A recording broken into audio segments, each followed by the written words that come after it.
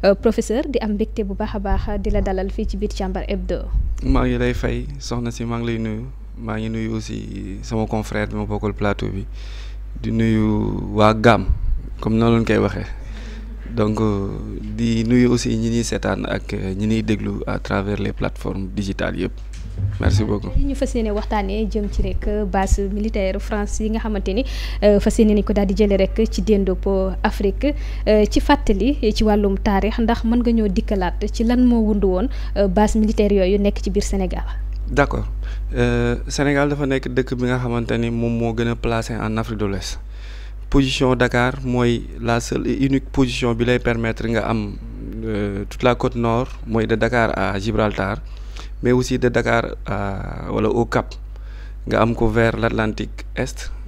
nord ak sud donc position Dakar mu nekk lu nga xamante ni ci jamonoy mission et exploration wala ci jamonoy conquête du nouveau monde avec le développement des progrès de la navigation mooy ñoom boussole caravelle cartographie ak gouvernail boobu avion oto amagul woon ils se sont déplacés à travers les eaux ñi njëkk installé ce sont les Portugais vers les années 1444 suivi des Suédois des Anglais français yi ñoo ñëw en 4e position mais après finalement ñoo mujj occuper Dakar ñi ngi ñëw en 1560 am na ñu naan juste 100 ans après 1660 donc suñu jàppee seen première exploration ba tey c'est 400 ans mais français yi ñi ngi occuper proprement Sénégal avant indépendance am 300 ans donc mu nekk position bu nga xamante ni daf leen favorable woon ñoom ñëpp donc la France après impérialisme ak colonisation mu mettre en place benn système administration bu ñuy wax administration directe mooy mu dominer ko commencer ci chef de village yi chef de canton yi yéeg ba ci gouvernance bi ba ci gouverneur bu mag bi nga xamante ni Saint-Louis la dëkkoon parce que Saint-Louis moo nekkoon capitale bi avant Mamadou Dia di ko indi en 59 parce que li ñu war a xam foofu aussi mooy avant indépendance yi Mamadou Dia titre bi mu yoroon c'était comme lui le président de la République du Sénégal parce que moo jiite woon à l'époque conseil bi moo ko mooyoon doole bu war a tax mu jël capitale bi Saint-Louis yóbbu ko Dakar après la élection proprement dit am Senghor nekk président bi donc de Senghor à aujourd'hui aussi président yi fi jaar yëpp successivement Abdoulaye Wade aussi jotoon na ci wax mais bon après mujjul aboutir donc la France jël Sénégal def ko benn base bi gën a stratégique bi mu am dans le monde mu nekk Dakar donc mu nekk lu nga xamante ni boo retracer histoire ak géographie da ngay gis ni lu yàgg la ça date pas d'aujourd'hui ça date il y a 370 ans net booy xool. lu yàgg. waaw installation bi yàgg na depuis 1560 la ñu am indépendance 1960 et de 1960 à 2025 base yi installation bi ak position française yi mi ngi fi ba tey. tey dogal bi nga xamante ni suñu kilifa yi bëgg nañ ko daal di jël ngir jëlee lii di base militaire yi fii ci Sénégal tey lan lay mën a signifier jëm ci suñu wàllum souveraineté. d'accord dafa am lu nga xamante ni avant France di ñëw daf ñu fekkoon ñu nekk ci jàmm ça veut dire que l'histoire commencé wul 1900 wala 1660 wala 1444 non l'histoire existait les Sénégalais vivaient avaient une organisation sociétale bien avant l'arrivée des Français donc ça veut pas dire que bu fi français yi jógee ñun dañuy am problème wala dañuy daanu non mi ngi mel ni ngay dox dëgg jam la boo ko dindeewu sa tànk warul metti donc seppi sànni dafa la permettre nga dox convenablement donc base militaire yi soo ko dindee warul nekk menace warul constituer problème parce que nee naa ne ñoom ñi ngi ñëw 1444 les Portugais français yi ñi ngi installé 1660 mais lu ko jiitu 200 ans avant portugais yi di fi nekk y avait l'empire du Mali ak benn organisation bu nga xamante ni Soundiata Keita moo ko mettre en place ci benn convention bu mu tuddee woon la charte Mandé le Kouroukan Fouka boobu y avait une socialisation y avait une organisation sociétale bien organisée avec tout ce qu'il faut donc du coup bu ñu jugee foofu ñëw ni français yi il faut que ñu jëlee bu leen fi jëlee dañuy am problème c'est mal comprendre l'histoire su leen fi jëlee warul constituer benn problème mais nag day jaral France bakkanam li ko waral mooy France mooy 4e réserve en or te amul pepp or ci suufam fan la ko jëlee France 2e position booy xool en uranium te amul pepp uranium ci dëkkam fu mu ko jëlee mi ngi puiser or bi entre le Bafing le Bakoy mooy Falémé côte orientale du Sénégal vers le Mali ak la bande de Sahara mi ngi jëlee uranium bi ci biir Niger jàpp axe Burkina Faso donc loolu mu koy jaral benn am bu tolloog des dizaines et des dizaines de milliards par année lu tolloog 40 milliards d'euros bu nga xamante ne ci diggante boobu la koy jëlee lépp luy dundal économie am luy téye revenu am liy doxal politique am mi ngi koy jëlee ci axe boobu suñ ko bëggee yàqal ça lui coûte rien de financer une guerre à 10 milliards d'euros pour après l'année prochaine nga récupérer les 40 milliards d'euros yi nga doon am foofu moo tax léegi dafa nekk une compétition bu nga xamante ni ça vaut la vie c'est une guerre monétaire. professeur bu ñu déggee li ngay wax nii avec la question de la souveraineté ci bu fekkente ne base militaire jógee nañ fa ñu bëri bu ñuy wax aspect sécuritaire la ñuy wax mais yow li nga waxee nii dafa mel ni daanaka le fait que ñu doon am ay base militaire française ci sunum réew li ci ëpp sax cëslaay li wuuteeg li nga xamante ni moom la ñu bëri di wax c'était une question économique moo nekkoon ci ginnaaw. Les bases militaires françaises sont là pour superviser et sécuriser les 11 accords du franc CFA. Effet contraire là. Les militaires sont là pour gérer, pour garder, pour maintenir le franc CFA. C'est pas que le franc CFA est là pour gérer les bases militaires. Militaires yi boo leen fi jëlee bàyyi fi franc CFA grawul mais boo fi jëlee franc CFA on déclenche une guerre contre le Sénégal parce que y a de ces accords yi nga xamante ni ci 11 accords yooyu noonu benn daf ci am benn bu jox présence militaire donc c'est pas la présence militaire moo ne ci kaw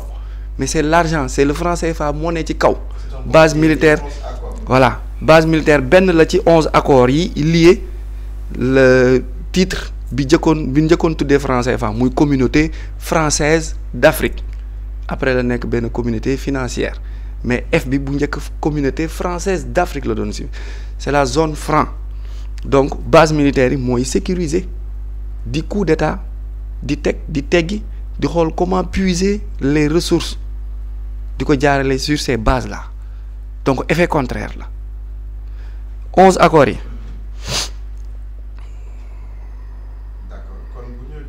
c'est daal ci 11 accords yi nga xam ne moom ngay wax noonu.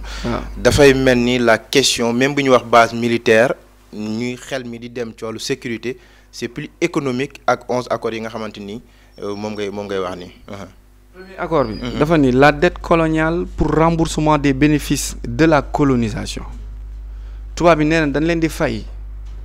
ñoom li ñu coloniser entre guillemets nee na ñoo ñu civiliser donc y a une dette de ces pays faibles là envers la France. ñoo koy fay comment mu ni la confiscation automatique des réserves financières naturelles nationales confiscation automatique des réserves financières sa gafaka fa nga denc sa alal France moo ci am accès. Troisième point bi mu ni le droit de premier refus sur toutes les ressources brutes ou naturelles découvertes dans le pays France moom moo am accès ak foo mën a yóbbu sa alal li yàlla may sa biir suuf mu mën a ne ci moom nga koy dénkaani ci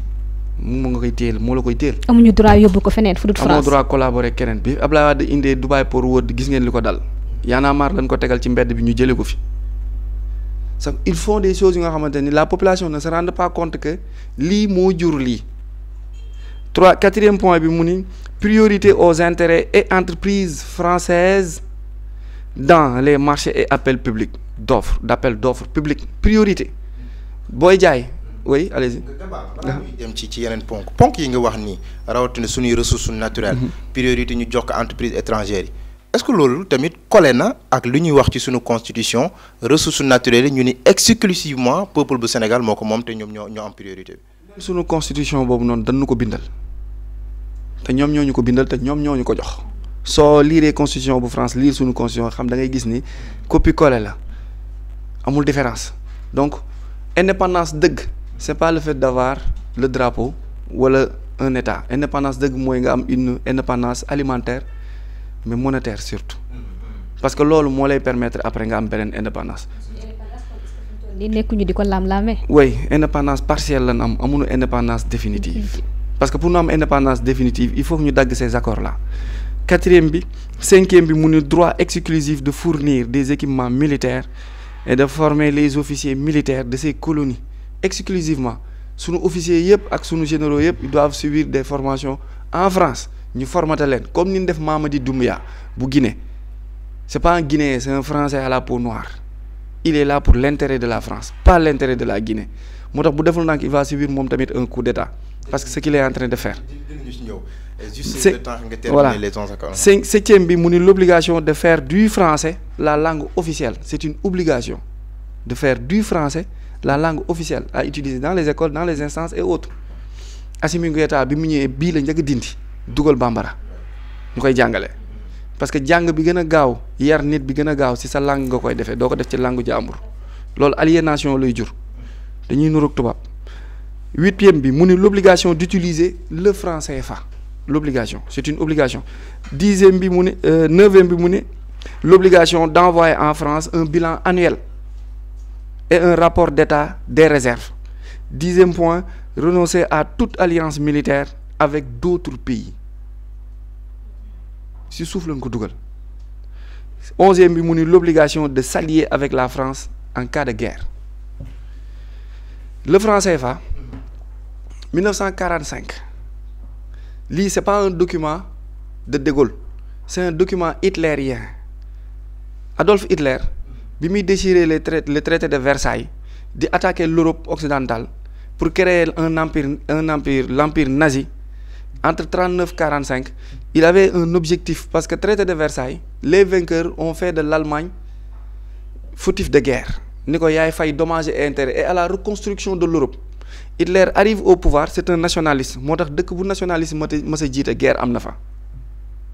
nationalisme baaxul parce que beddi xeet la Hitler arrive au pouvoir avec son nationalisme mettre en place ce programme là pour que bu gagner la France et l'Allemagne mu imposer leen cette organisation de maintien yàlla def Hitler perte guerre bi De Gaulle a récupéré le programme bi qui était destiné pour faire de l'Europe un empire nazi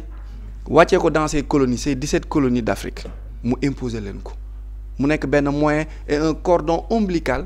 qui lie le colonialisme ak les états faibles.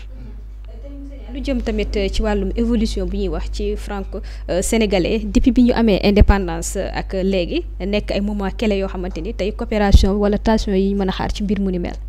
coopération wala ay tension yoo xamante ni mën naa judd ci dogal bi. tension la gën a jege parce que bu fekkee lii nii bu nu d'après accords yi rek ku nekk am nga benn idée ci bu nu daggoon tey relation bi lan moo war a mën a xew. Tchad am na coup d'état il y a 4 jours il y a eu 19 morts lu ko waral parce que le président tchadien moo ni les bases militaires françaises vont sortir lan moo tax Sénégal amul coup d'état wala amul perturbation c'est parce que la réponse de Ousmane Sonko n'a pas été protocolaire c'est pas Ousmane Sonko premier ministre. C'est pas l'État du Sénégal moo tontu l'État français mais un citoyen moo ko bind ci page am ci compte X am wala compte Facebook am mais bu tontu woon par ni Macron waxe mu tontoo ko comme ni président tchadien bi tontoo di ngeen dégg beneen répercussion wala beneen tontu te problème bi c'est pas un premier ministre wala un chef de parti qui peut le régler mais un président de la République bu fekkoon Diomaye moo def discours woo presse bi ñu ñëw mu wax li Ousmane Sonko wax mu def réplique. Vous allez voir qu'il y aura des tensions cette semaine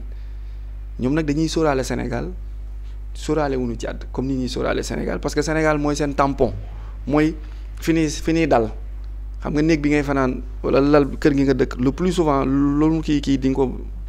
parce que foofu mooy sa base. D'accord léegi xam naa dinañu gën a xuus ci le discours de Ousmane Sonko ak la réponse bu mu apporté mais le discours dafa am lu ko jiitu muy kàddu yu président bu France Emmanuel Macron yëgati. dem ba ñuy dégg yenn termes yi di génnee ci gémmiñam ba ñu bëri jàpp ne du terme bu war a génnee ci gémmiñu président rawatina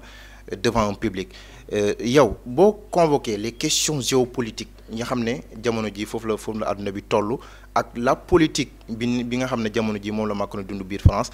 nan nga ñu mën a analyser discours bi nga xam ne tenu na ko vis-à-vis de cette question jëm ci base militaire française yi nga xam ne ci Afrique fu bëri seen fan dañ koy compte. D'abord waxul dëgg ce qu'il a dit c'est pas vrai Macron waaw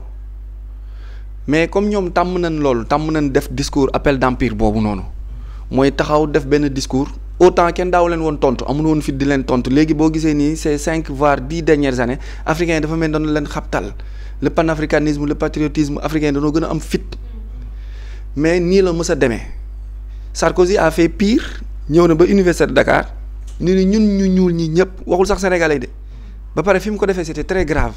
biir Cheikh Anta Diop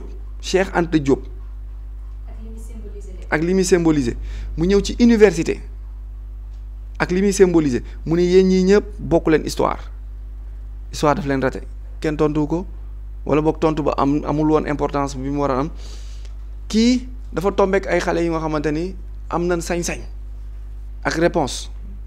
donc bu jëlee discours boobu noonu wax ko tubaab dafa am li ñuy wax en communication diplomatique wala protocolaire parfois da ngay communiquer sur une chose loolu intéressé wu la de mais effet retour bi ngay xaar pour mën a aborder beneen angle ça veut dire que discours bi mu def c'est pour anticiper les réponses africaines ni leen da ngeen maa war a sant boobu mi ngi junj xam nga wax naa ci 11 accords yi lu nuroog li mu wax ni leen obligation de remboursement de dette coloniale loolu la def dafa wax na ci 11 accords yi point mi ngi leen di rappeler ni leen ñun ak yéen dafa am lu nu lié parfois dans la communication il y a des sous-entendus entre guillemets Kadhafi bi mu ñëwee en 2007 c'était le dernier à prendre la parole un hôte invité mënul ñëw dans un pays ñu invité le jour 4 avril indépendance du Sénégal le président de la République moo war a nekk le dernier à parler Kadhafi jour boobu moo nekkoon le dernier à prendre la parole loolu lu mu doon symboliser Wade et Kadhafi ak Thabo Mbeki montrer à tous les Africains que nous sommes d'accord pour avoir un seul dirigeant muy Kadhafi c'est lui qui prend la parole en dernier lieu ñun journalistes sénégalais on n'a pas décodé ce message tubaab bi ñoo décodé message boobu nii l'Afrique à travers le NEPAD et la grande muraille verte s'unifie et prépare le regroupement l'unité africaine il faut déstabiliser Kadhafi 2007 2009 ñu commencé ko 2011 Kadhafi des ñu rey ko Macron message bi mu lancé nii mi ngi leen di rappeler un point wala des points sur les accords yi leen lié yi nga xamante ne waxuñu ko ci kaw te mu lié leen ñi leen ñi ngi ci lii donc ak lu mën a xew man je garde mes principes di leen fàttali ni am na lu ma warloo ak yéen junj na leen ko moo tax Ousmane Sonko tontu ko mais angle bi mu ko tontoo Macron du ko faale parce que tontuwu ko ak état. mais loolu tamit est-ce que duñu xaar gouvernement bu Sénégal Bassirou Diomaye Diakhar Faye moom it mu génn àddu ci lu ni mel. parce que yëfi mbirum état la. je pense pas parce que c'est très sérieux nee naa leen axe bii nii axe Sahel bi la France peut gagner par année 40 milliards d'euros donc bu analyser enjeu bi ak problème bi ak phénomène bi du bëgg def sevrage brutal bi mais progressif. mën nañ annoncer 2025 retrait des bases militaires mais mën na effectif 2029 wala 2030 parce que boo ko defee du jour au lendemain di tic au tac réplique day am réplique boobu noonu pour le moment ñoom ñoo yore presque 84% de tes revenus de ton économie soo ko defee kenn dootul fayeeku kenn dootul lekk kenn dootul naan en quelque sorte dañuy tëj les robinets comme li ñu def Wade fin mandat am les Sénégalais sont pas rendus compte que Wade a subi la colère française ci kawam. donc yooyu aussi c'est des choses yi nga xamante ni parfois il faut aller avec diplomatie mais éveiller la population sénégalaise ba nit ñi xam li xew pour que bu ñuy dem ci séparation boobu ñu mën a préparer wu. xaar benn rapport de force boo xamante ni dafay am ci diggante France ak ñi nga xamante ni ñoom la coloniser woon. oui rapport de force France bañu ko la France elle est prête à financer une guerre à 10 milliards d'euros pendant 2 ans à monter des terroristes. que 2 ans après 3 ans après mu récupérer waat les 40 milliards 50 milliards yi mu doon am mi ngi mel ni nga financé comme ni booy di def xbet rek nga ñëw dugal benn 5000 tey nga perte suba nga dugalaat beneen 10 000 nga perte benn jour nga dugal benn 25000 jàpp benn 250 000 fay na la lim la risque nga jël fay na la lim la li nga pertoon ba jox la bénéfice foofu au fait noonu la ñuy analyser bu fekkee am ngeen ay parents wala ay mbokk en France. depuis 2021-22 jàpp juste après Covid bi France commencé woon na am ay coupures d'électricité magasins yi de kii yi ñuy jëndee comme Auchan yi entre guillemets yi mën na tudd wala les grandes surfaces ak yooyu demoon na ba commencé exiger la population française bu ngeen jëndee semaine bii ravitaillement bi da ngeen di xaaraat ba semaine bi stop amu leen même bu ngeen yoree xaalis amu leen droit ñëw jënd nu mu leen neexee lii arrivée des pouvoirs ak la naissance de AS parce que bi militaires yi ñëwee au pouvoir danoo commencé dagg. cibb bi ñu doon cibb di yóbbu parce que ces 3 militaires là Assimi Goïta Tidjani ak Traoré c'était des militaires yi nekkoon sur le terrain doon gis ni la France dafa jël entre le ma jël exemple Mali nord bi Mali dafa yaatu superficie am def na ay 1 million de kilomètres carrés et quelques Mali dafa nekk zone bu ñuy wax Sahel mi ngi nekk ci biir Sahara mi ngi am superficie wu 5 millions de kilomètres carrés Sahara mi ngi am superficie wu 5 millions de kilomètres carrés am longueur u 5000 kilomètres bande boobu noonu France prévoir wu ko woon pour def ko état bande boobu avant indépendance avant les années 1960 France daf ko préparé woon pour def ko benn zone tampon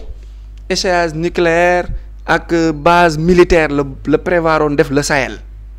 malheureusement découpage bi am nga gis Algérie jël Maroc Mauritanie Mali Guinée Mali Burkina Niger ñu jël nord Mali dafa am benn peuple bu fa dëkk peuple boobu dafa xaw wute ak les Bambara les Maliens ñu leen di wax les Targui wala les Touareg mu yéeg ci giléem yi musóoru kolu fii nii diggante métis pël ak naar ñoom ñoo nekkee côté Kidal Gao mooy boo dépassé Tombouctou zone boobu frontière am 200 kilomètres la ak Algérie diggante boobu noonu moom boo xoolee fa la ressource aurifère beeg fer beeg or beeg uranium bi ëpp doole bi gën a dense ak pétrole bi fa la ne donc France ni mu doon def day monter terrorisme jaar par Azawad financer ay groupe terroriste ñiy xeex ñu fay leen xaalis maintenant xeex bi dañuy simuler parfois soxlawuñu moor yu bari mais parfois ñu rey ci benn ñaar ñett xeex bi ni muy demee comme la France dafa am base militaire am doole am mooy accords yi Mali ci la bokk Mali aussi ancienne colonie la danaan ko yow amoo suffisamment d'armes sa état sa armée amul doole yow gère-moi cette partie et laisse-moi affronter les terroristes ci côté bi nekk alors que terroristes yi côté bi nekk côté boobu la or bi nekk maintenant on les repousse on simule des tirs pendant ce temps on creuse ñu aménager piste avion bu nga xamante ne du wàcc aéroport Bamako day wàcc direct ñiy yàpp or beeg uranium beeg minerais yi ci avion yi di décoller di yóbbu France léegi ñoom Assimi Goïta était militaire et était conscient parce que les militaires géostratégiquement le militaire est plus renseigné que le civil ñoom ils avaient vu ça ils avaient vu que ni la France da leen doon wax bloqué leen côté bi man ma xeex ak ñoom côté bi pendant ce temps ñi doon sol tenue ñi doon gas ay tenue militaire la ñuy sol on pensait que c'était des militaires alors que c'était des miniers ñii ci bët di gas di yóbbu léegi loolu moo téye économie France loolu moo yore économie France loolu moo tax France di dund maintenant beneen fait ci xeex boobu noonu dafa am lu ñuy wax Sahara occidental moo nekk diggante Maroc Mauritanie ñuy wax benn organisation indépendantiste bu tudd Polisario bu fa nekk buy réclamer seen indépendance li lay wax ni guerre d'intérêt la Maroc ak France ñoo faroon mais faratuñu parce que Maroc dafa allié ak États-Unis te États-Unis Israël mooy premier kiyam donc si Maroc est allié à l'États-Unis donc Maroc est ami à Israël te Israël dafa soxla benn bande bu ngande bu mu war a créer bu tudd le grand Israël bu nga xam ne day ñëw ba ci fleuve Sénégal te loolu pour mu am accès foofu nag il faut que Maroc jàppale ko léegi Algérie mi doomu Algérie mi adversaire u Maroc nekk allié France mais France lan la koy jàppale mooy le pétrole algérien n'était pas algérien mais plutôt malien xam nga pétrole c'est oléoduc c'est un peu hydraulique mën nga ko manque donc pétrole da nga am ñaari façon manquine mooy soit mu vertical wala mu oblique mooy nga gas ka pipeline yi suuf di gas di manque mais li mu doon manque da doon manquaale pétrole Mali bi mais Mali de 1964 à 2024 xamuñu ni pétrole bi Algérie yor faire développer l'Algérie n'appartient pas aux Algériens mais plutôt aux Maliens. pétrole Algérie bu bari bi ñuy wax lépp. jugewul Algérie ci suufu Mali la daan jugee suufu Mali la par 90% yëpp ci Mali la nekk. parce que Mali dafa am frontière ba foofu maintenant lan mooy stabiliser woon problème boobu ba ñun ñëpp xamuñu ko woon c'était la puissance de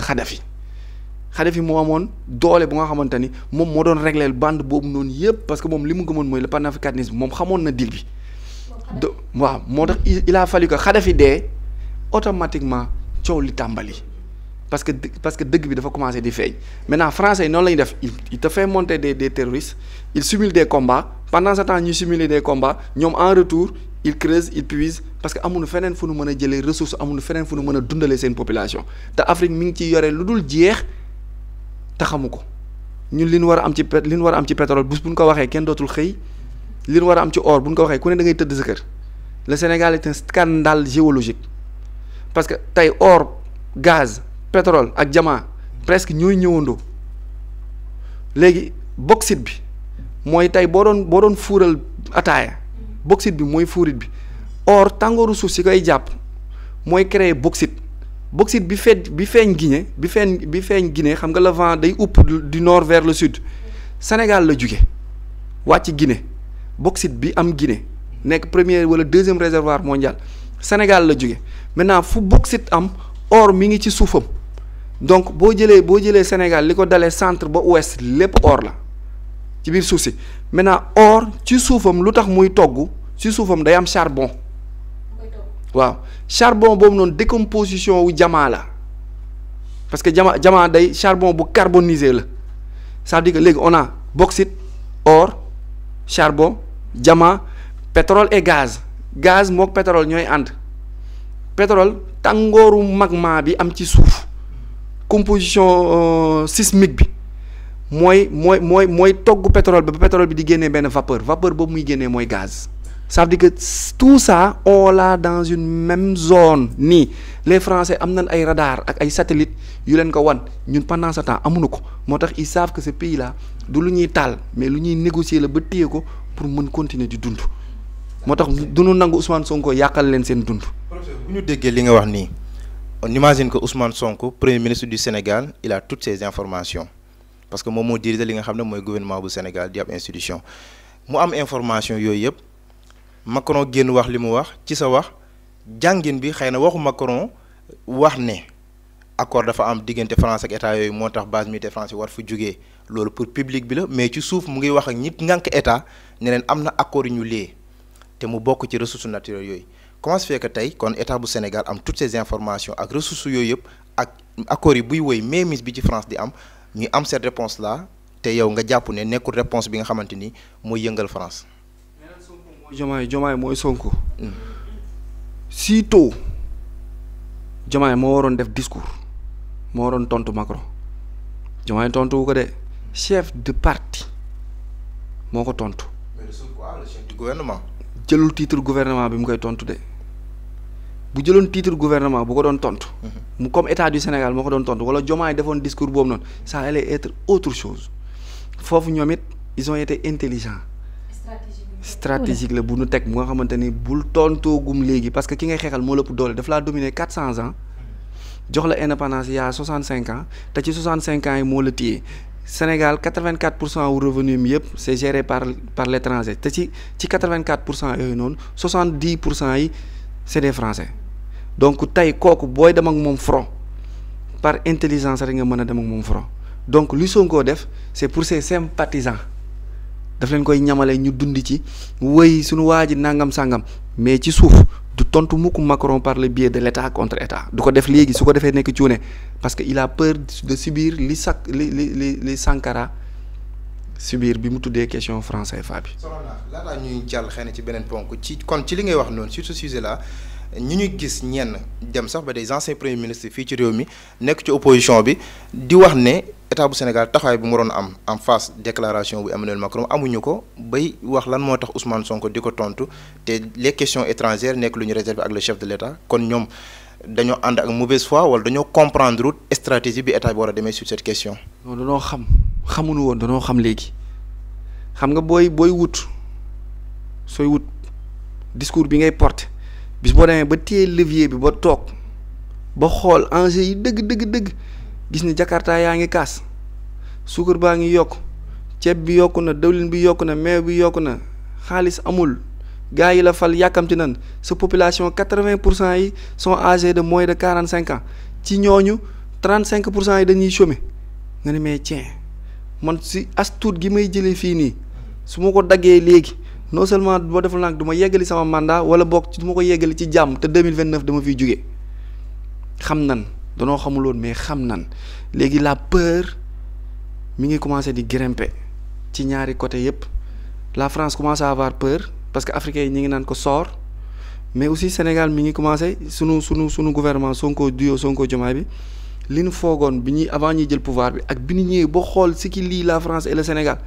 mais c'est au-delà du moelle épinière tellement profond.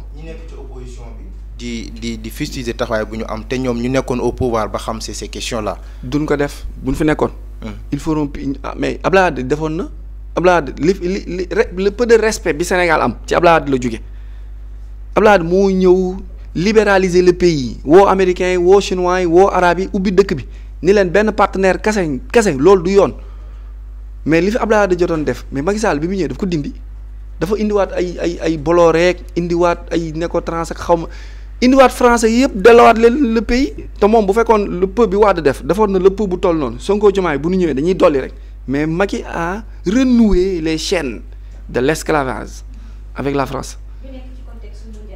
jam àdduna wërngal këpp di dund ay jafe-jafe yu wuute ci wàllum géopolitique tey ak dogal bi nga xamante ne si kilifa yi jël nañ ko en tant que réew moo xamante ni bu souverain la sur la science internationale. lan la ñu mën a indil aussi. la scène internationale ci diggante. par rapport ak contexte bi ñu nekk nga xam ne réew yu bari dañuy jànkonteeg ay jafe-jafe ci wàllum géopolitique. Poutine. Trump. si samay calcul su ma juumulee dinañ fi ñëw. Sénégal waaw wax naa ko sànq nee naa Sénégal Dakar mooy le pays le plus intéressant du monde Sénégal Dakar xam nga ban rôle lay jouer rôle Crimée mi ngi nekk Ukraine à l'époque mais mi ngi bokkoon URSS moom la Poutine récupéré bi mu defee mooy Sébastopol bi mu defee référendum boobu noonu laaj une population ukrainienne vous vous sentez russe wala ukrainienne ñu ne ko on se sent russe. mu jël cette partie là foofu moo regroupé li ñuy wax Dardanelles mer Noire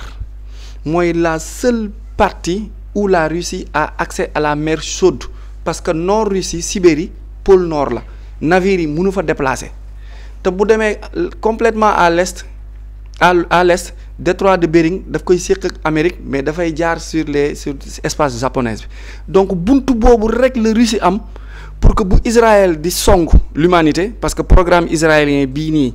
mooy déstabiliser l'humanité et mettre en place benn pacte bi ñuy wax pacte judaïca ba nga xamante ni ils vont dominer le monde seule la Russie la Chine seront capables de lui faire face te bu attaque boobu amee bu Israël di xam nga instant mi ngi plateau de Golan léegi mu dugg Damas bis bu la Russie de Poutine di def riposte foofu rek la mën a jaar moo tax loolu moo ko gënal lépp lu mu am. foofu bu ko pertee la Russie mën na perte 6 rangs ci ginnaaw comme France bu pertee zone franc France bu pertee les 17 pays kii lii yi ko lié ak Afrique 26e mondial lay jël Maroc lay tollool presque PIB Californie moo koy raw ak ñoom Los Angeles Crimée aussi bu ko Russie pertee dina perte 6 rangs ci ginnaaw. moo tax bakkanam la ci teg pour téye loolu parce que survie peuple bi la peuple russe seen dund seen survie seen alal ak seen nekk ak bañ ko noot humanité fa lañ ko teg Dakar joue le même rôle dans l'Atlantique te Dakar sax entre guillemets encore bu nu soree sax bu nu soree am fit dëgg mën na ni ba yonent ba naan à la fin des temps le soleil se lèvera à l'ouest au bord de l'eau au sud du Sahara chez les Noirs mu ne un pays une zone bu nga xamante ni une roche sax la waxoon xaddis la jànguma arab mun ma ko wax ci arabe mais mën naa ko wax ci français mu ni ci grotte boobu noonu il sera entouré par 4 îles mu ni l'humanité la vie la lumière jaillira à partir de là-bas boo taxawee Màkk boo nee au bord de l'eau à l'ouest Dakar mooy la partie la plus avancée te Dakar mooy la seule capitale bu bordée par 4 îles Yoff Ngor Gorée ak Île des Madeleines. point stratégique pour France ba sax ak ouverture bi nga xam ne am nañ ko ak océan Atlantique. Obama ñëw na fi Clinton ñëw na fi Bush ñëw na fi. Trump dina ñëw Poutine dina ñëw. chinois bi ñëw na fi ak Macky Sall yàggul ñoom ñëpp ils veulent là où nous sommes looloo mayoon fit ci baatin bàyyi laay mu ni fii la ba taxaw ni moom sax mooy maxti te kenn du ko weddi aussi parce que daf ci am leneen lu nga xamante ni du lu ñuy wax daf ci am leneen lu nga xamante ni c'est au-delà des textes au-delà des lignes moo ñu jiitu beneen enseignement la ak beneen intelligence la aussi donc Dakar joue le rôle central le rôle capital pour notre Afrique Dakar ngay jaar pour libérer Afrique Dakar ngay jaar Diomaye est le seul président à part Trump bu Poutine jël téléphone 2 heures de temps il y a 1 mois de cela woo na ko fi téléphone moo ko woo direct lan doon wax ba pare ni ko je t'invite yeneen président yi dafa leen convoqué mais Diomaye dafa ne ko je t'invite même Macky Sall mi ni jàppoon ni moo ci gën a yées suñu président yi jot am yëpp bi mu demee ak Poutine ak Macky Sall seen table motul woon 1 mètre mais xool leen image yu Poutine ak Macron table bi toll na fii ak fële loolu communication diplomatique faalewu ma la ko wax mais Macky Sall dafa ne ko yow rek laay déglu yow rek laa bëgg waxal li nga bëgg Diomaye da ko woo téléphone 2 heures de temps ne ko di wax ñoom ñaar ci lu nga xamante ni ñoom ñaar rek ko xam c'est pas la personne de Diomaye mais li Diomaye jiite lan soxla ñun nag xamuñu loolu. foofu laa doon ñëw parce que taxawaay bu ñu war a am suñu autorités yi parce que fi mu toll nii ab jànq lañ boo xamante ni àdduna wërngal këpp moo ñu soxla. waaw autorités yi ban taxawaay lañ war a am ngir li ñu am ñun ñu mën koo jariñoo. mooy être très très très très diplomatique et très intelligent ci li ñuy def léegi la peur a changé un peu de camp wax naa ne bu njëkk français yi amuñu woon benn tiitaange boobu noonu léegi ñi ngi commencé am benn tiitaange peur boobu ngay utiliser. nga woo leen au lieu 84-16% ñu commencé leen woo ci 50-50 duñ ko bañ parce que 50-50 moo gën mu perte lépp woo leen ci 50-50 transfert de compétences technologie bi accords yi de signature traités yi ak projets yi naka lañ koy defee yenn entreprises yi ñuy délocaliser yëpp bu leen délocaliser parce que quand tu délocalises une entreprise tu crées des emplois ci dëkk boobu noonu. Et tu crées des chômeurs ici maintenant nan def effet retour bi qu'ils viennent s'installer ici avec leur base leurs entreprises et autres recruter cette jeunesse bi nga xamante ni bu commencé lekk di naan commencé di xalaat commencé di kii rek di am lu mu def ci poosam day commencé di xalaat day commencé te bu xalaatee da lay jàppale parce que bu xamee da lay jàppale nga am benn masse populaire bu nga xamante day far ci yow ba fii ak 2 5 3 ans 10 ans boo naan hop ñëpp d'accord ak yow parce que ñun suñu problème mooy xamuñu danoo ñàkk xamuñu su ma nee xamuñu mooy monde bi ni muy rouler ak les accords là nit ñi sobuñu ci nit ñi ils sont plutôt dans le people moo ko wax waxu ko moo ko def defu ko nit ñi les questions géopolitiques économiques jurisprudence ak yooyu dañ koy xaw di éviter te yooyu lañ war a mën a gën a échanger ak nit ñi pour ñu leen di yee parce que boo leen yeewee une fois ñu xam rek dañ lay noppal ci combat bi. ndaw Afrique yi ak intellectuels yi nga xamante ni jot nañ ko daal di am ban rôle la ñuy jouer ci transformation bi nga xamante ni rapport de force bi am diggante Sénégal ak wala réewu Afrique yi ak li nga xamante ni moom moo di France. éduquer leen d'abord cette jeunesse éduquer ci biir éduquer yaa formé aussi on est mal formé très mal formé parce que li ñuy jël ci à l'université suñu génnee dans le marché de l'emploi aussi c'est diamétralement opposé.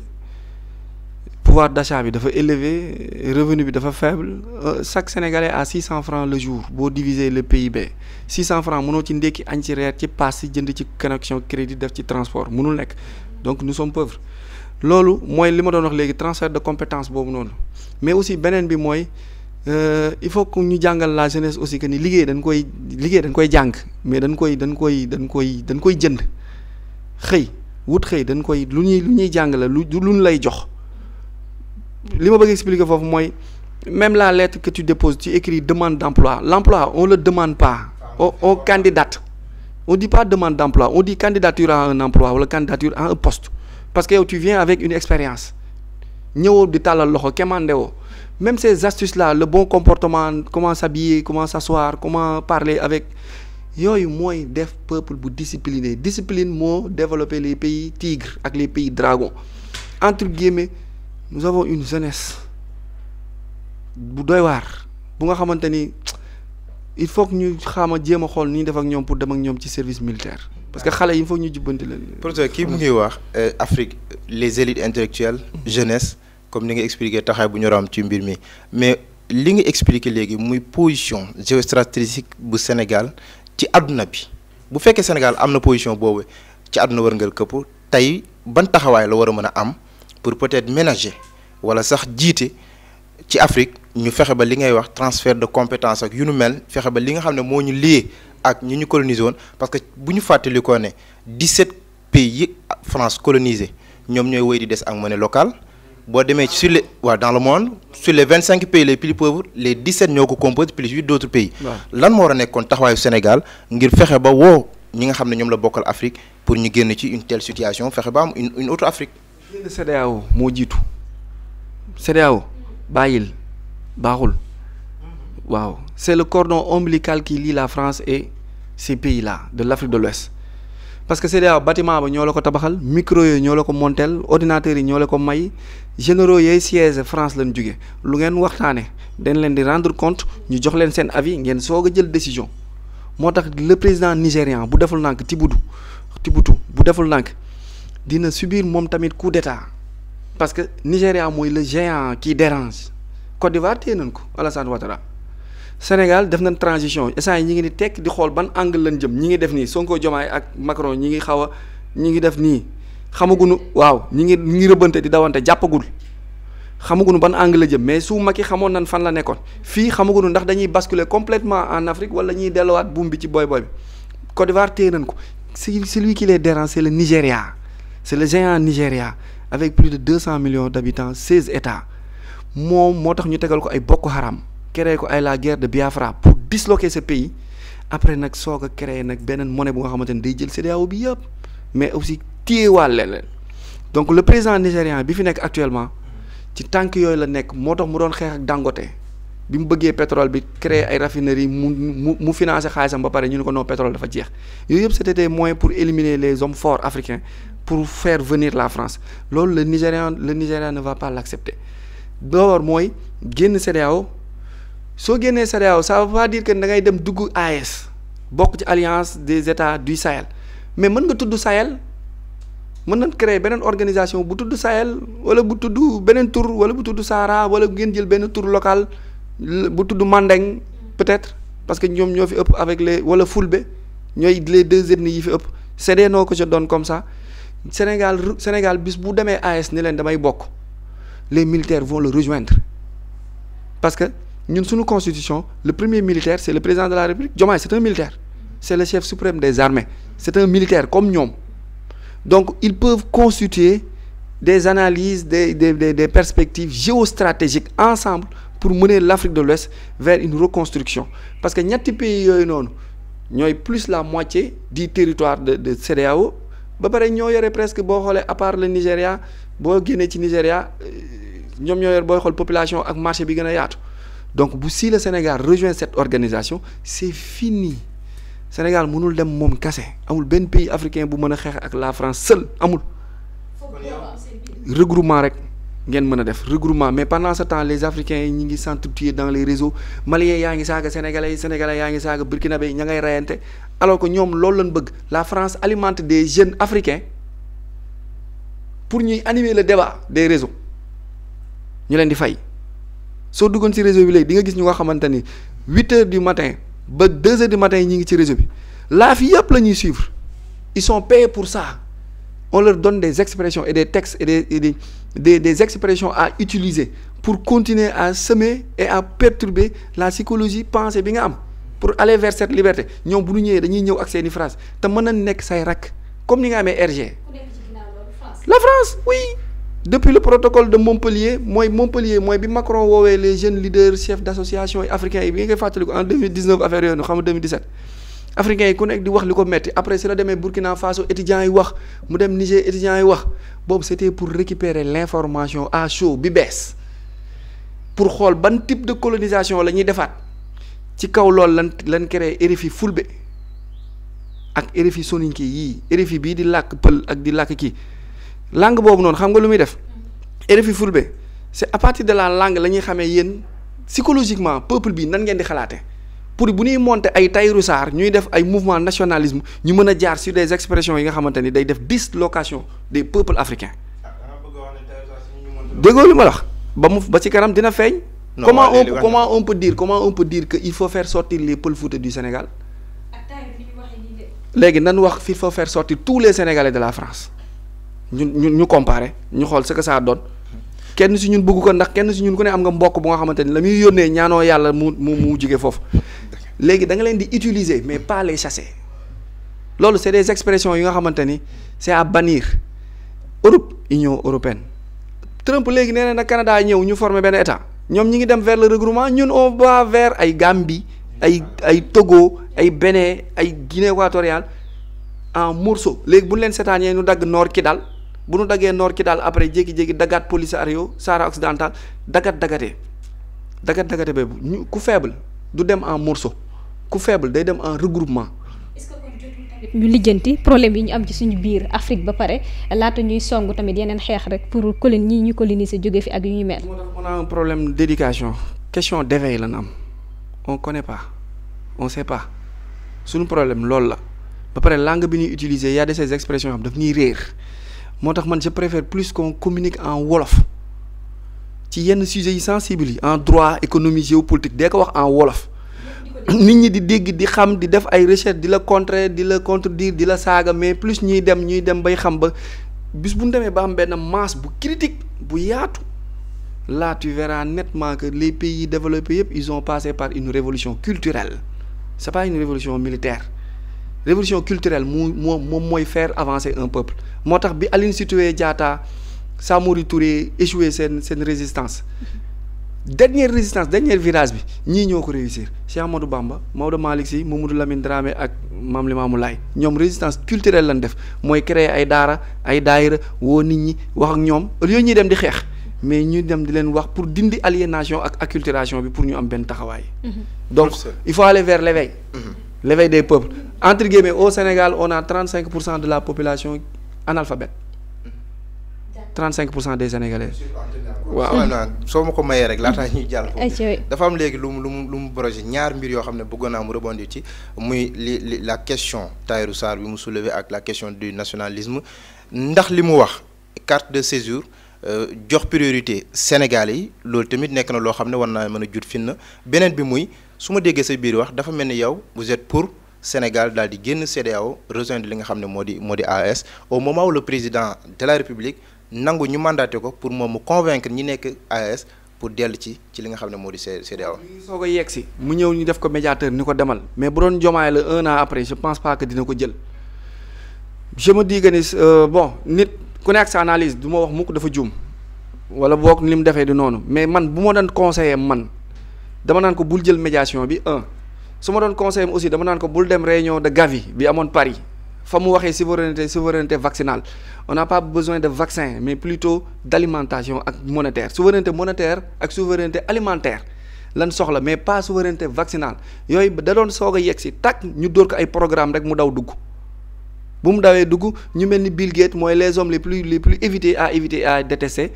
ci 11 mois 10 mois yi nii rencontré na Diomaye 3 fois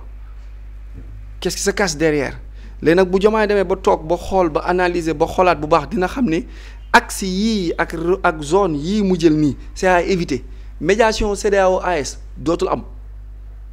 noter enregistrer garder l'émission CEDEAO AES dootul am wala boog di nga dégg coup d'état biir AES parce que ñoom ñu toog di lekk gosi mooy sombi bu weex tàll bu amul suukar ak meew ñoom il préfère toog lekk seen gosi bopp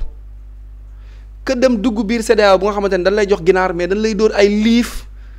ba nga sonn ñu lay soog a jox benn pooju ginaar yow tu préfères dem lekk gosi bu amul dara donc ñoom il préfère se regrouper coupure courant di am dëkk bi di am problème ñuy kuti di góorgóorlu di récupérer seen uranium ak seen or di ko denc ba koroog ñuy gis benn client bu favorable bu baax bu leen mën a jugee ñoom ci buumu jaam bi nekkoon dem ci kii bi maintenant un Diomaye jugee fee ni leen kaay leen ngeen delluwaat fi ñu leen doon dóore. da ci am. bis Diomaye dem ni AES ñëwaat leen duggaat leen CEDEAO c'est une erreur ñoom ñu fipp daw ba pour dagg buumu jaam bi ba génn malgré difficultés yi ñu beru nga ni waat leen kaay leen delluwaat seen kër bàyyi wala kaay leen delluwaat fu nga xamante ne dañ leen doon toroxal non tu disloques tout on recommence tout wala tu recommences wala tu fais à partir de une nouvelle organisation ku bëgg bokk avec des idéologies précises yu nga xamante ne dio gi ngay bañ ci Afrique nii tamit mais defar boo gis day am bêta sacrifié xoolal université Cheikh Anta Diop génération 2012 2013 ñoom ñoo nekkoon les bêta sacrifiés ci système bu bees bi ñoo jigee système UV dem LMD loolu day am ci àdduna dina am ñu nga xamante ne chaque mutation transformation dina am peuple wala dina am jamono bu nga xamante ne ñoom ñooy subir conséquences yooyu noonu mais pour un lendemain meilleur. gi leen Diomaye bëgg a delloo fële ci CEDEAO ndax loolu tamit mënta indi ay ñagas-ñagas ci suñu diggante ak ñoom. si ñu ngi commencé di dégg ay passeport diggante Mali ak Sénégal quel est le pays le plus proche du Sénégal kan moo gën a nuru Sénégal kan moo gën a jege Sénégal kan moo gën a bokk ak Sénégal du Gambie Mali la malien moo nu gën a nuru malien leen gën a bokkal Mali mooy Sénégal ñoom ñaar bi ñuy nekk fédération du Mali wala sax avant fédération du Mali si on retourne dans l'histoire l'empire du Mali moo nekkoon le pays le plus riche du monde le pays le plus vaste du monde. pour li ngay wax seen communiqué Mali conseil des ministres bi passé ñu ngi joxeñ baaraam CEDEAO di naxarlu daan yi nga xam ne ñu ngi ko teg seen kaw. farul ci ñoom bu faroon ci ñoom CEDEAO doo am say frères ñu nekk dans la souffrance yéen ay chefs d'État ngeen regroupé toog en réunion di jël ay décisions yi nga xamante ni peuple bi sax d'accord le peuple malien bi naan dafay souffrir courant yi coupé amuñu lekk ñoom ñooñu Assimi Goïta ñun yow lañ topp seen souveraineté ñun yow lañ yaakaar yow lañ wóolu kon yow li nga décidé ñun d'accord nañ ci que nga nii delloowaat CEDEAO ça n'a pas de sens. si biir kàddu ni dañu war a génn ci li nga xamante ni moom moo di CEDEAO ban rôle la rek lii di Union africaine wala organisation bu mel ne CEDEAO joué ci dogal bi nga xamante ni ñun taxaw nañ pour génn ci base militaire yi pour indi ko ci déndub Afrique ban rôle lañ ci mën a taxaw. Union africaine bâtiment ba ma nga Addis Abeba siège ba li dal CEDEAO ak France moo leen dal ak Chine leen ko tabaxal Chine leen may micro ya serveur yi Chine lay déclenché lan fa waxtaanee yëpp foofu lay jugee moo tax Chine am doole Afrique de l'Est mooy côté Kenya Éthiopie am na benn peuple bu tudd les Maasai yi. mooy ñooñ di dàq gaynde yi rek tey faral di woddu yor ay flèches yu gudd nii njool am ay nopp yu nu bëtt nii seen terre moo gën a fertile booy xool biir Kenya c'est des milliers d'hectares le gouvernement Kenya bi jaay gouvernement chinois parce que chinois yi li ñu nekk def mooy danoo nekk di tuxu danoo fees danoo bari 1,4 milliard de personnes la danoo nekk di wër ay suuf yu nu bay yu nu tabax yu nu dëkk donc ñoom intérêt bi na am tabaxal Union africaine siège boobu nu équipé yëpp mais en contrepartie mooy dama lay defal lii pour yow am lii ci yow mais aussi di xamaale ni ngay def état yi amuñu ami ay intérêt la ñuy am. donc ñoom aussi mënunoo yëy mënunoo yàbbi ci lu jëm noonu parce que président Mauritanie moo jiite unité africaine président Mauritanie élection yi baas dañ ko gagné mu ël dëpp élection yi kooku ban leçon de morale la mën a jox benn pays africain amul benn leçon de morale te moom ki mu remplacé ki ko jox mu toog président bi jug jox ko mu toog dafa toog tëj ko kaso nga xam da koy déranger dem élection ñu gagné ko mu jël ki ni gagné nangu pouvoir bi ci moom toog kooku mooy président Union africaine kooku dafa mën a wax benn leçon de morale dafa mën a joxe dara ci pays africain yi nii amul dara lu mu leen mën a wax. lu dul oui fait les lan fi nekkee ñoom ñëpp rare président nga gis sur les 55 rare nga ciy gis yu taxaw dóor ci taal bi ni non te ñooy d'habitude c'est des militaires. professeur bu ñu la déggee ni nga waxee bu ñuy wax le retrait des bases militaires françaises ci Afrique. daanaka dafa nekk rek un point. muy la question sécuritaire peut-être sur 11 points yoo xam ne ñoo lëlu li nga xam ne moo di accord bi impact économique ci base militaire française jugee ci Sénégal wala ci dënnu Afrique. impact économiquement parlant. waaw lan la mën a ban impact la mën a am. tey boo dindee base militaire yi nga xamante ne ñooy superviser wala ñooy surveiller xaalis bi ak am-am bi par exemple xaalis bi ñu koy defaree France CFA bi ñu koy defaree France fa lañ koy arrimer tëgg ko voilà c'est même pas le ministère des finances moo nekk tutelam c'est une petite organisation moo nekk tutelu franc CFA 10 000 francs CFA boo ko defoon sa poste boo demoon France doo ci jënd gerte caaf. billet la imprimerie ba pare billet bu nañu defal luñ ci lettre Sénégal lañ def lettre K ainsi de suite Mali ñu defal ko S pour que bu tirage bi pare imprimerie kenn ku nekk li nga joxe woon yow ci sa alal xam nga duñ tolloo ñu jox la lu toll noonu Sénégal day joxe or day joxe fer day joxe zircon peut-être que pétrole ak gaz peut-être que léegi ñu defaral la ay billets maintenant yow en retour sooy fay billets yooyu nga jëlaat ci sa or réserve brute bi nga am fayaat leen amul sens donc impact économique bi mooy mën nañ déstabiliser tey sa économie bu ñuy defar xaalis fële defar foofu noonu tirage defar 2000 milliards de billets francs CFA yàpp ci avion guddi wàcc def ci ay mallette dugg biir palais joxe ko fa wala dugg ci biir dëkk bi joxe ko fa kan mooy am mémise kan moo koy gis kenn bu ñu bëggee déstabiliser économie da nga koy def parce que yow téewoo sa xaalis gérer woo dara la yu mel noonu sooy dem ak ñoom da ngay dem ak ñoom si ay base yu leeraat naññ.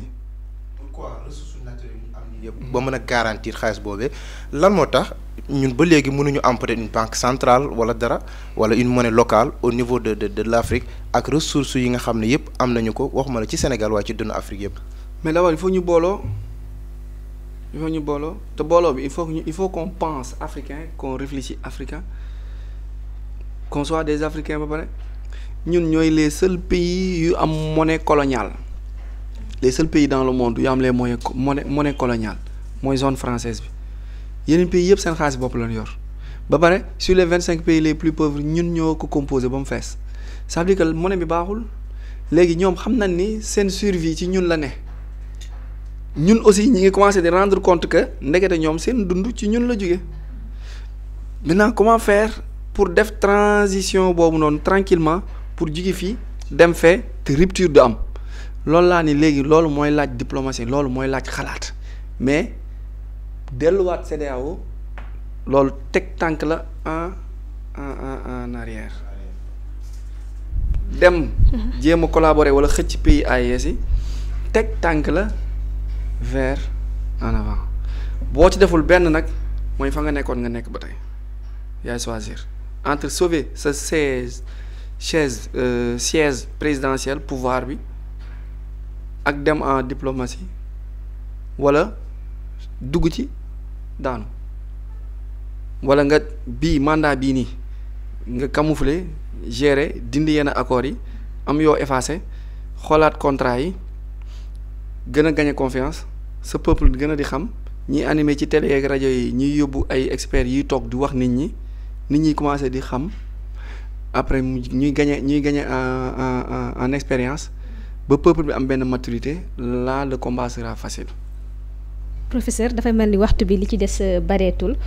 waaye tey jii ak dogal bi nga xamante ni bëgg nañ ko jël pour jëlee fi rek soldats militaires yi ci Afrique wala ci Sénégal ndax tey Sénégal ci jëm boppam mën na assurer boppam sécurité parce que am na ci yoo xamante ni yu bari ñoom ñoo ko gérer woon ci biir réew mi. waaw day jafe nag parce que loolu moom mënoo xëy du jour au lendemain dagg ko de xam nga léegi rek nee naa la dafa am ay jeunes sénégalais étudiants diaspora ay sénégalais yi nekk ci réseaux sociaux yi nekk ci internet bi nekk ay français ak yooyu yi nga xamante ni seen rôle ñoom c'est des rôles de traître mooy ñoom ñooy dugg ci panel yi ñooy dem ci instances yi ñooy dem ci séminaires yi ñooy dem ci rencontre ñoom lan formaté ñoo yor benn discours d'aliénation ñooy commenter lu nga xamante ni day taal réew ñooy commenter luy yàq ñooy wax discours yi nga xamante ni day changer complètement yow sa gëm-gëm ak sa idéologie te c'est des africains noirs bon teint ñoom ñooy porter discours boobu mais loolu dafa am lu ko indi te da leen di fay dafa am lu ko indi dafa am benn émission bu tudd appel sur l'actualité RFI bu Juan Gomez def les matins émission boobu da ngay woote directement à partir de yow fi nga dëkk mën nga nekk biir Kivu Goma mooy guerru Congo bi wala Kisangani ni ñun fii on viole nos femmes on nous assassine on nous tue mu Juan Gomez ni la comment ça nga ni les forces rebelles Hutu mu la qu'est-ce que sachez par qui nga ne que les Tutsis de Rwanda nangam sangam le soir dañuy am répertorier information brute directe à des milliers de kilomètres de fi ñu toog donc la RFI collabore avec la France état central si recueil d'information boobu na dem nañ ba xam ne léegi il faut les faire parler à partir de leur langue maternelle ñu créé ay RFI yi wax séeréer yi wax pulaar yi wax fulbe yi wax soninké pour gën a mën a dégg gën a mën a xam ñi lan mooy seen cëslaayu xalaat seen xel seen bëgg-bëgg seen nangam sangam pour ñu mën a am après beneen dossier boobu moo permettre woon Macron woote woon Montpellier africains yi jeunes yi ñu ñëw toog bi ñu ñëwee toog lan fa wax loolu moo leen servir de dossier pour le néocolonialisme te le néocolonialisme léegi mooy aller vers le nationalisme ak la dislocation